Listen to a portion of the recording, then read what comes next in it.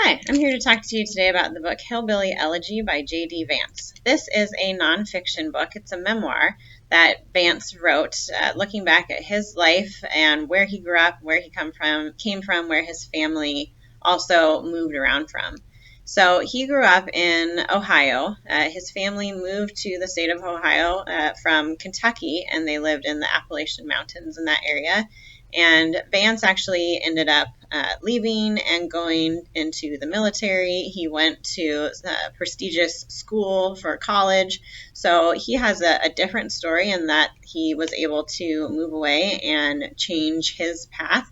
But he realizes in looking back that there's a lot of people in his family and just people in his same position that kind of stayed stuck in this area and followed this track of moving from the Kentucky area in Appalachia into Ohio, and just had continuous issues with employment and poverty and alcoholism, crime, and other things. So he is given a different view that because he was able to get out, he actually can see some of the patterns. So he takes this memoir and looks at what he learned growing up, what he's still proud of, what problems he might see, and how society can view this, and we can see that there's this systemic issue in this pipeline that people followed in moving.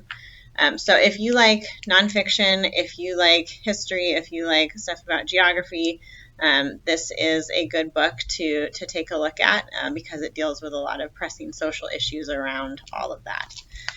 So I just want to read part of the opening chapter for you. Like most small children, I learned my home address so that if I got lost, I could tell a grown-up where to take me.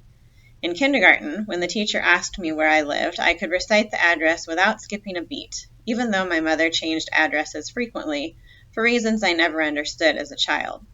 Still, I always distinguished my address from my home. My address was where I spent most of my time with my mother and sister, wherever that might be, but my home never changed. My great-grandmother's house in the holler in Jackson, Kentucky.